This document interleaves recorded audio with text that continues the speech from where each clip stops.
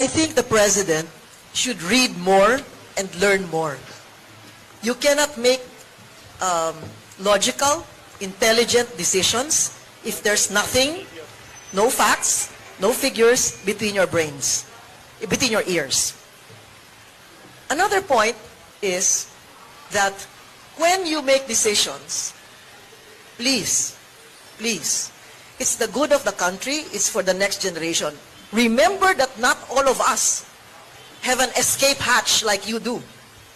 We do not have billions of dollars stashed away somewhere. We do not have houses in other parts of the world that can be a safe haven for all of us. So please read, learn, go back and find out what happened in history, because if you don't know it, or you don't want to know about it, then you're just bound to make the same mistakes or commit the same mistakes.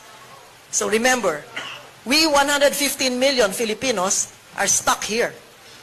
You have the freedom to fly anytime you want. You can have all the jets. You can buy all the houses, the palaces, the mansions that you want. And all the spending money that you could not even finish in how many 100 lifetimes. Please, don't make us look like fools, and maawa naman kayo sa Pilipino. Kayo walang problema eh. Marami kayong bahay sa ibang bansa. Pera. Madali kayo lumipad. Ginawa nyo na yan eh. Lumipad na kayo eh. O, di ba?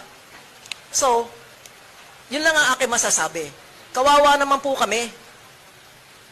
At hindi lang mahihirap ang kawawa. Yung middle class na paunti-unti nawawala. Yung kanilang pinag-ipunan dahil lang naniniwala sila dito sa mga propaganda, sa mga trolls, sa mga TikTok, sa mga... Hindi po yan ang kailangan namin.